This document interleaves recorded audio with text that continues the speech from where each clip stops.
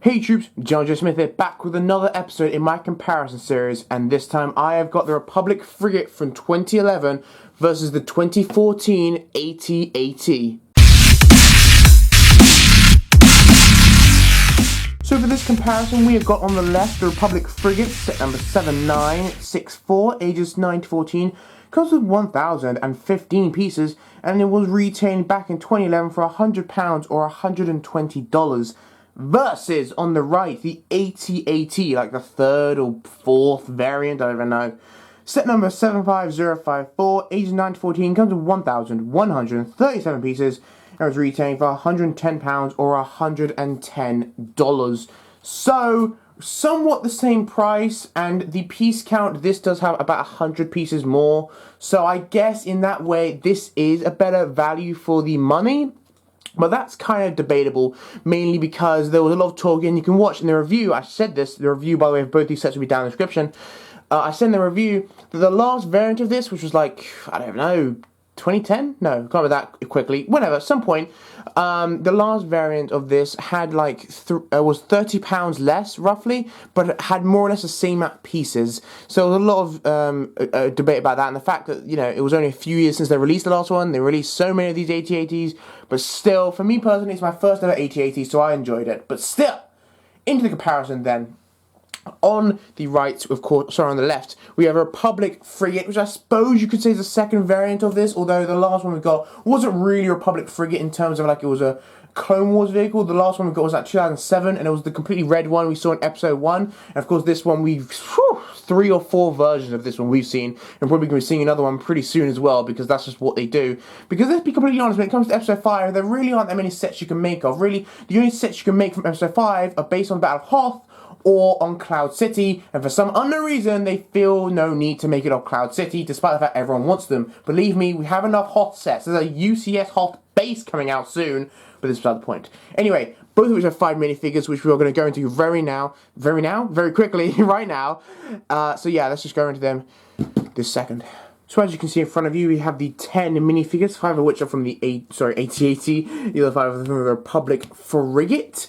So, as I said in my previous comparison, these two vehicles are from 2 completely different eras, and therefore the characters are somewhat different. This one does not come with any particularly main characters. Well, mainly because, of course, in the Battle of Hoth, there weren't really any main characters on the Imperial side that, you know, we actually saw in the battle. Whereas the Republic Frigate, which we do see a fair amount in the Clone Wars, is more of a standard vehicle. So it's not like someone's personal thing. So it's not really one of those things you could have characters in, but they have put some characters which we have not seen before, which I'm actually glad about, because I was a little worried with the Republic Frigate they were just going to give us some random things, you know, that we didn't really want, like a clone pilot, which would be cool, but still. But no, they actually did put in the effort and gave us some minifigures which are very, very nice, including a Wolfpack Trooper, Commander Wolf, of course, Quinlan Voss, Eth Koth, I believe, and Yoda, who we have seen before, and you may be aware now that there is a better version of him, my personal opinion, that came in the GeneralJSmith, and I think another set as well. So in my opinion, this is not the best Yoda we have now, but it is the Clone Wars version, so I guess it's cool to have him. And at the time, I think it was the best version as well. Eth Koth is unique, so is Quinlan Voss, and so are these 2 troopers. Now, technically, we have a Phase 2 version of the Wolfpack Trooper, but funny enough, we never got a Phase 2 version of Commander Wolf, which is really annoying, but thankfully, probably a good thing for a lot of customizers, because now they can make their own and sell them that way. So, still, though, it'd be really nice if we got a Lego version of Phase 2 Commander Wolf, but I don't know, I guess not. Now, unfortunately, you only get this one guy, as well as the other set, I can't remember what it was. I can't remember what the set was. I think it was like the Cannon or something, that we get the Phase 2 Trooper. You only get 2 of them, so these Wolfpack Troopers are pretty rare. So it is still nice that we do at least get another one, plus Commander Wolf as well. But still, it would be really nice to get a Phase 2 version and get more Commander Wolf Troopers. I mean, don't get me wrong, these guys are cool very much so. And Quinlan Voss, in my personal opinion, because I do know a little about the Expanded Universe, is a very cool character. So is Eth Koth, that we technically saw in the Clone Wars, and technically we got his troopers as well. But I'm just going a little into trivia now, I'm not sure any of you care. This, by the way, again, nothing too special, although these troopers were new at the time. You did get them in the Snowspeeder, which came out the same year, but you only got one of them in that set, I believe. And of course, in future sets like the new Hoth base and the other sets from that, you have had more of these figures, which are very, very nice. And the fact we get 3 of them here is very cool. This guy, I'm not sure if he might be new in some way, but we have seen his design before, probably just different colours and stuff. And same with this guy, but still very nice. Personally, again, for me, I've never an AT-AT, so it's still nice to get these figures. But no, nothing massively new. I do believe these designs are better than the old ones, but still, you know, it's what you kind of expect. And a lot of people didn't like the set, partially because we only got one like a few years earlier, and because that one was a lot cheaper, and it came with a lot more, like cannons and more minifigures and a whole bunch of stuff. So, I think you can probably guess which way I'm going to go with this, but when it comes to minifigures, I've got to say, the Republic Frigate definitely wins. The figures here, as I said, are cool. Definitely, I'm glad, you know, to add them to my collection, because I don't have many Hoth sets, so I don't have many of these guys. But still, the fact you get Commander Wolf in this set, that's the only set, and Queen Lavos, who I do like, and just, you know, some extra Jedi, even if you don't use them that much, extra Jedi, and just, you know, these troopers. While I wish they got more, still, I've got to say, when it comes to minifigures, let's be honest, the Republic Frigate just wins. So yeah, let's go right now, of course, into the main focus of this comparison, the sets themselves. So moving on to the sets themselves, you can see size-wise, they have completely different proportions, of course. This being a walker, it is considerably taller and smaller in that sense, whereas this one is a lot longer, and it's still fairly wide. So if you think about shelving space, it's kind of debatable which one would be easier to store. If you have like a bookcase where it's like levels, then perhaps it would be slightly difficult because it is considerably tall, so you may be too tall to fit on that thing. But if you've got a shelf which literally just goes on the wall, then I think it'd be quite easy to put up. Just don't jog it, because I feel like this is a lot easier to fall down as opposed to this, which has landing gear, very sturdy landing gear, can I say, by the way, because I have basically not touched this entire, and it just hasn't, I don't know, bent or anything. So this is very sturdy landing gear, just saying. Whereas this, however, maybe slightly different because the landing gear, of course, is in the middle of the vehicle, as you can see, and these engines, you can just sort of see how they protrude out the side. So if you want to put it across the shelf long ways, what I've noticed, of course, is the fact that these engines are the side, either way you put it, of course, they do kind of push it slightly to the edge, which just, I don't like, having sets right up to the edge of the shelf. It just doesn't sit well with me. But anyway, saying that, the sets themselves, though, this set has a banana, oh my word, it's a crazy amount of features. Literally, there's more or less features going throughout the entire thing, including, of course, and again, this is not a review, but I just want to, you know, show you briefly, features down here, like 2 features in the front, of course, own cockpit. This opens like a escape pod, very similar to the droid escape, actually, but I'm not going to go into that. These flaps open up, of course, the exact same on each side. You do have some stickers, some very nice things over here, holograms, there's a whole bunch of space. There's not really a massive amount of space in there, just give you a brief little look. Not as much space as there is in the center of the AT-AT, but still is a little bit, maybe like 2 people-ish, maybe not that. Of course, it's not like a gunship, it's not really meant to, but still. Handle, very nice. This doesn't have a handle, but then again, it is a walker, so it's not really meant to have a handle, but still. Another nice feature, which I've very rarely seen in any sets, is the fact this opens up. You can put some missiles, which you do get. You put some missiles in there, you launch them, very, very cool feature. You got a antenna and, like, you know, things here, as well as another, not cockpit, but like I suppose that's a turret gunman thing, where this spins around. Very, very nice, and just a whole bunch of features, as well as the fact that the landing gear can fold up to make it look a little cooler when you're flying about. So, a very nice vehicle. A lot of people have it, and I would definitely say one of the best Republic vehicles, and definitely one of the best Clone Wars vehicles we've ever got in LEGO. Very, very nice. An improvement on the red one, which you got in Trans 7, and I don't just mean because I think it looks cooler, because I think it does look cooler, but also the fact that just the design of it, I think, is better. So in the 4 years, they have improved it very much. The AT-AT, there's not really much to say, especially compared to other AT-ATs. There really is not a lot happening. Of course, the cockpit opens like so, if it will open for me, okay. You know, oh, you can't really see that, sorry.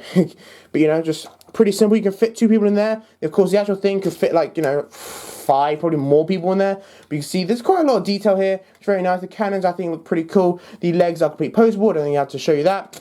The opening part here, which again should be a lot bigger, is technically a little more space, I suppose, and the one on the frigate. That's if you include these sort of space there. I appreciate you can't really see it that well, but if I open the other side, you might be able to see it a little better. There we go. But if you include these spaces here, I suppose that would be a little more stud space for minifigures. But on the floor, like in the middle, if you pull this, I believe, yeah, it unflaps, which is meant to represent, you know, the scene with Luke throwing the thing up there. Although, of course, we don't get Luke, which is a little annoying, especially because in previous versions we got Luke and turrets and all that stuff. But hey, whatever. Pretty tall, very nice, but pretty much the exact same design as more or less every AT-AT ever, and that's why a lot of people didn't like it as much, because it's £110 for something we more or less have already got. Granted, if you don't have it, it's a very nice way to get it. you know, to have it do it again. But the fact that it came out like in 2010, which wasn't even that long ago, it was like 4 years before this version, a lot of people are annoyed about that, and the fact we didn't get anything new with it. In fact, we got probably the older version probably better. I mean, apart from the motorized one, older versions had more stuff and perhaps were even a little cheaper. So yeah. So that's a bit of a thing to fuel the debate about Legos getting more expensive. I'm a little partial to the debate, but still, that's not the point. Anyway, that is it then to these two sets. Very nice, both of which have their points, both of which, you know, can be very useful. I suppose on the surface, this one would be a little more useful just because, generally speaking, when it comes to mocks and stop motions, ground vehicles, tanks, walkers are more useful than these things, just practically speaking. It's a lot easier to animate with a ground walker than like something flying, but still. And of course this will be used for more mocks and things as well with Hoth. But still, I think both of them are very cool, both of which are very nice to have in your collection. If you're more into the original trilogy, you obviously get this. More into the Clone Wars. Well, if you're more into the Clone Wars, you probably get both anyway. There's not really anyone who's just into the Clone Wars and not the original trilogy. Generally, it's you're just in the original trilogy, or you're into the original trilogy and the prequels. So, you know, it's not really... No one's not into the original trilogy. But that's just me. Anyway, let's go now into the instruction manual and we conclude this comparison. So moving on to the instruction manuals, both of which come with 2 instruction manuals. There's something a little odd about the Republic Frigate is the fact that the instruction manuals don't match. They're not the same size as each other. So it's just a little odd. No idea why they did that, but they did. There's nothing particularly special. It comes with 6 numbered bags. Pretty standard stuff. Very nice. Nothing on the back, unfortunately. Going to the back of this one. The exact same one as I showed you when I did the comparison of the Millennium Falcon. Got the back there, some of the 2011 sets. Of course, the Clone Wars, by the way, if you're curious, I do have both of those sets. It's just I don't have the minifigures, which is the reason I've never reviewed them. But I do have those sets in my collection. One day I'll get the minifigures so I can review it. But until then, yeah. So I've got those 2 sets and none others. So, yeah. I didn't really get a massive amount from 2011. It was a bit of a boring year, but it was pretty cool. Anyway, those are some of the other sets. I also got those 2 sets and that set and that set. I really love to get that set and I've got that set. So, in fact, I've got every single one apart from that set, which is one I'd really like to get. Bit odd. But still, we've got all the minifigures here. Of course, very nice stuff. Of course, I forgot to mention, by the way, the Wolfpack Druid does come with a jetpack, which is pretty nice, but still very special. As you can see, a hell of a lot of features, a lot of stuff. And this is one of the first sets I remember to come with a handle, which you can really use. I think the one of the first ones was like the Venator class cruiser that came with a handle as well. But still, very nice stuff. A lot of pages of building. But to me, from what I remember from years ago, it was a quite enjoyable build, actually. I enjoyed the build somewhat. But yeah, very nice. Now let's move on to the AT-AT. I remember this being a more tedious build, but I didn't blame LEGO for that. At the end of the day, you know, it's just a little annoying. We have to build like multiples of things because it's just more tedious. But of course, it is a walker, so it's not like they can make the leg designs any different to one another. But nothing particularly special on the back. Does it say how many bags there are? It does. It said there were 7 numbered bags. Pretty cool. They, for some reason, this was one of the first times they put minifigures in different bags, I guess to try and stop people reselling them, if that's a bad thing, whatever. Lego Club on the back, and of course got every minifigure from this particular summer line. Very nice. Got the inventory, a lot of inventory there. Yeah, more or less, there's not a massive amount to say, because the spring-loaded shooters, which is pretty nice, but there's so did a lot of the sets from this kind of time. Well, I say this time, I mean now, really, you know, current time.